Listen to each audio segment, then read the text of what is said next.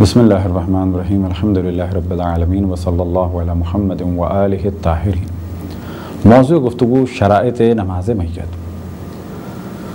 شرائط نماز میت میں سے پہلی شرط جس کا ذکر عام طور پر کتب فقہ میں کیا جاتا ہے وہ یہ کہ میت کو چت لٹایا جائے۔ چت لٹانے سے مراد یہ کہ میت کی پیٹھ اور اس کے کولہے جس چیز پہ لٹایا گیا ہو اس سے لگ رہے ہوں، نہ یہ کہ میت کو کروٹ سے لٹایا جائے یا یہ کہ بٹھایا جائے یا یہ کہ میت کسی تابوت میں ہو اسے کھڑا کیا جائے، یہ قطعاً صحیح نہیں ہوگا، بلکہ میت کو چت لٹانا ہے۔ اب سوال یہ پیدا ہوتا ہے کہ سر اس کا سیدھی جانب ہو یا الٹی جانب ہو، یعنی دائیں جانب ہو یا بائیں جانب ہو۔ تو دوسری شرط یہ ہے کہ جب امام جماعت قبلے کی جانب ہو، کیونکہ جب کہا جائے کہ میت کا سر دائنی جانب یعنی رائٹ کی طرف ہو تو اس کا معیار کیا ہے؟ تو اس کا معیار یہ ہے کہ اگر ہم قبلے کی جانب ہیں تو اب ہمیں یہ دیکھنا ہے کہ میت کا سر سیدھی جانب ہو۔ یہ ہے دوسری شرط۔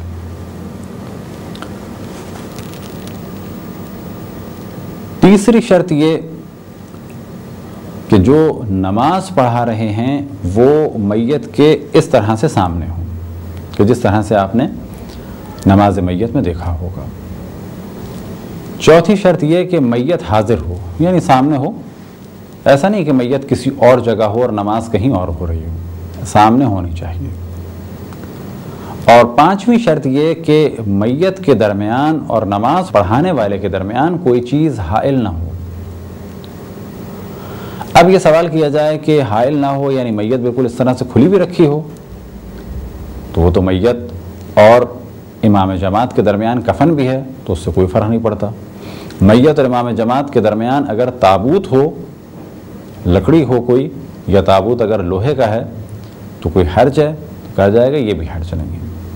بس اتنا کہا جائے کہ میت یہ سامنے ہے، چاہے تابوت میں ہو اور چاہے لکڑی کا تابوت ہو اور چاہے لوہے کا تابوت ہو۔ لیکن اگر میت کے درمیان اور امام جماعت کے درمیان کوئی چیز حائل ہو جائے، چاہے وہ پردہ ہی کیوں نہ ہو، تو نماز جماعت صحیح نہیں ہوگی۔ چھٹی شرط یہ کہ نماز پڑھانے والے کے درمیان یعنی امام جماعت کے درمیان یا جو بھی نماز پڑھ رہے ہیں یا پڑھا رہے ہیں، کیونکہ ممکن ہے کہ امام جماعت ہوں یعنی نماز جماعت سے ہو رہی ہو، اور ممکن ہے کہ وہ نماز پڑھنے والا کوئی عام انسان ہو اور ایک ہی ہو اور تنہا ہو، تو اصل موضوع یہ ہے کہ جو نماز پڑھا رہا ہے پہلی صف میں ہے اس کے درمیان اور میت کے درمیان فاصلہ بہت زیادہ نہ ہو۔ یہ کہا جائے کہ میت بالکل سامنے ہے، اب یہ فاصلہ 1 بالش کا ہو، 2 بالش کا ہو، یہ بھی چل جائے گا، لیکن قریب ہونا چاہیے۔ اب یہاں ممکن ایک سوال ہو کہ اگر 10 میتیں ہوں تو 10ویں میت تو ہم سے دور ہے، تو اگر 10 میتیں ساتھ رکھی گئی ہیں تو معیار یہ پہلی میت ہے کہ پہلی میت میں اور ہم میں فاصلہ نہیں ہونا چاہیے۔ کتنا فاصلہ؟ جسے عموماً کہا جائے کہ یہ تھوڑا سا فاصلہ ہے۔ لہذا مستحب ہے کہ میت اتنی قریب ہو کہ اگر ہوا چلے تو نماز پڑھنے والے کا لباس اس میت سے یا اس میت کے کفن سے، اور اگر تابوت میں ہے تو اس میت کے تابوت سے ٹکرائے گا۔ 7ویں شرط یہ کہ خود میت یا نماز پڑھانے والے میت سے بہت زیادہ اونچے یا بہت زیادہ نیچے نہ ہوں، بس اتنا کہا جائے کہ یہ میت سامنے ہے۔ فرض کریں کہ ہم فرسٹ فلور پہ کھڑے ہیں، میت نیچے ہے، تو بھی نماز جماعت صحیح نہیں ہے۔ کس کی صحیح نہیں ہے؟ اس شخص کی کہ جو امامت کر رہا ہے نماز جماعت کی۔ لہذا ممکن ہے کسی کے ذہن میں آئے کہ پہلی منزل میں نماز جماعت ہو رہی تھی اور دوسری منزل والوں نے بھی پڑھی، تو یہ بالکل الگ موضوع ہے۔ لیکن اگر امام جماعت ہی پہلی منزل پہ کھڑے ہو کے نماز جماعت پڑھائیں تو یہ کافی نہیں ہے۔ شرط یہ ہے کہ میت سامنے ہو۔ اسی طریقے سے اگر میت کو بہت اوپر کر دیا جائے تو یہ بھی کافی نہیں ہے۔ لیکن اگر میت کسی تابوت میں ہو، اب وہ تابوت بالکل ایسا ہو جس میں کوئی پایا نہیں ہے اور زمین سے لگا ہوا ہے، جس طرح سے کہ عام طور پہ یورپ امریکہ میں ہوتے ہیں، تو بھی کوئی حرج نہیں ہے۔ اور اگر وہ تابوت ایسا ہے کہ جس میں پایا لگا ہوا ہے وہ 1 فٹ کا ہے یا 1.5 فٹ کا ہے تو بھی کوئی حرج نہیں ہے. لیکن اگر ہم یہاں ہیں اور میت بالکل اوپر ہے تو یہ بالکل صحیح نہیں ہوگا، کیونکہ شرائط میں سے ایک شرط یہ ہے کہ میت سامنے ہو. 8ویں شرط یہ کہ نماز پڑھانے والا قبلہ رخ ہو. 9ویں شرط یہ کہ امام جماعت یعنی جو نماز میت پڑھ رہے ہیں وہ کھڑے ہو کے نماز پڑھیں. اب یہاں پر ذہن میں رکھیں کہ اگر کوئی ایک فرد نماز پڑھنا چاہتا ہے تو اس کے لیے ضروری ہے کہ وہ کھڑے ہو کے پڑھے. لیکن اگر ایک ہی فرد ہے اور وہ کھڑا ہو ہی نہیں سکتا اور اس کے علاوہ کوئی بھی نہیں ہے جو نماز پڑھے، تو ایسی صورت میں یہی شخص نماز پڑھے گا کہ جو کھڑا نہیں ہو سکتا. لیکن اگر کئی افراد ہیں تو وہ شخص نماز میت پڑھے گا کہ جو کھڑا ہو سکتا ہے. ہاں یہ ممکن ہے کہ امام جماعت کھڑے ہو کر نماز میت پڑھا رہے ہوں اور ایک ایسا شخص کہ جو کھڑا نہیں ہو سکتا وہ بھی نماز پڑھے. لیکن اگر فقط ایک آدمی پڑھ رہا ہے اور کھڑا ہو سکتا ہے تو ضروری ہے کہ وہ کھڑا ہو. 10ویں شرط یہ کہ میت کو معین کیا جائے کہ کون سی میت کا نماز جنازہ اس وقت پڑھا جا رہا ہے. 11ویں شرط یہ کہ نماز پڑھنے والا قصد قربت کرے، یعنی نماز قربتاً الی اللہ ہو، جس طرح سے اور نمازوں کا حکم ہے کہ دکھاوے کے لیے ریاکاری کے لیے نہ ہو. 12ویں شرط یہ کہ جس جگہ نماز میت پڑھی جا رہی ہو وہ جگہ غصبی نہ ہو. مثال کے طور پہ کسی جگہ پہ نماز پڑھی جائے اس کا مالک اجازت نہ دے تو ایسی صورت میں نماز جماعت صحیح نہیں ہوگی. 13ویں شرط ہے مبالات، یعنی نماز کے اجزاء کو پے در پے ایک کے بعد ایک انجام دیا جائے. نماز کے اجزاء کیا ہیں؟ تکبیرات.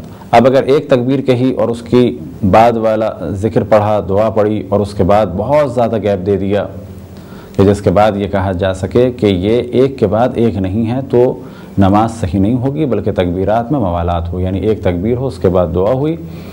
اب اگر 1-2 لحظے کا، 1-2 سیکنڈ کا، 5 سیکنڈ کا ایک وقفہ سا آ گیا، فرض کر لیں کوئی سانس لینا چاہ رہا ہے کہ دعا ختم ہوئی اس کے بعد رکا،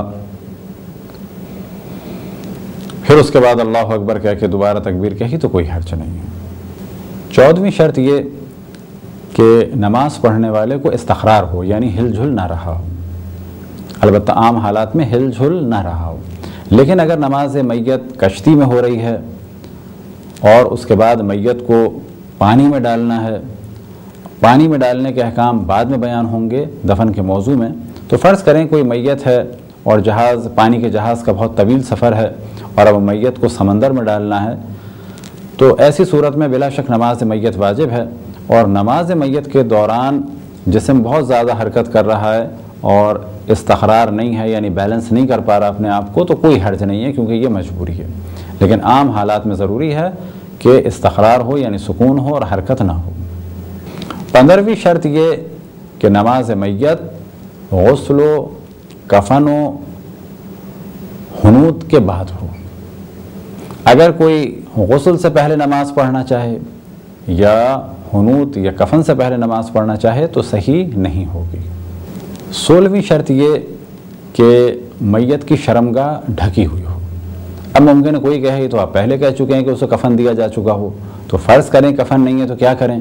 تو اگر کفن نہیں ہے تو واجب ہے کہ میت کی شرمگاہ کو چھپایا جائے. اب وہ شرمگاہ کو کس طریقے سے چھپایا جائے؟ کوئی لکڑی ملتی ہے لکڑی سے، یا کوئی کیچڑ ہو، کوئی اور چیز ہو، لیکن جب تک شرمگاہ کو چھپانا ممکن ہے اس وقت تک نماز جنازہ نہیں ہو سکتی، بس واجب ہے کہ شرمگاہ کو چھپایا جائے. اور 17ویں شرط یہ کہ ولی سے اجازت لی جائے. ولی میت کون ہے؟ ولی میت شوہر ہے بیوی کے لیے، اور بیٹے کے لیے اس کا ولی باپ ہے. اور اگر باقی جگہ دیکھنا ہو کہ ولی کون ہے تو خواتین پر مرد مقدم ہیں اور مردوں میں وہ مرد مقدم ہیں کہ جو میت سے میراث پاتے ہیں، وہ مقدم ہیں. اور ان کے بعد وہ مقدم ہے کہ اگر یہ نہ ہوتا تو میراث ان کو ملتی. مثال کے طور پہ ایک شخص دنیا سے جاتا ہے اور اس کے بیوی بھی ہے اور ایک بچہ بھی ہے چھوٹا 2-3 سال کا اور بھائی ہے. تو یہاں پر بچے سے اجازت لینا ضروری ہوتا اگر یہ بچہ سمجھدار ہوتا اور بالغ ہوتا، لیکن کیونکہ یہ بچہ سمجھدار اور بالغ نہیں ہے، گو کہ وارث یہی ہے، بھائی وارث نہیں ہے، لیکن اگر یہ بچہ نہ ہوتا تو اس مال کا وارث، اس مرنے والے کی جائیداد کا وارث اس کا بھائی ہوتا اور اس کی بیوی ہوتی۔ اب وہ موضوع میراث میں بیان ہوں گے، بالآخر بھائی اس کا وارث ہوتا، کیونکہ بھائی اس کا وارث ہوتا تو بھائی اجازت دے گا نماز میت کے لیے۔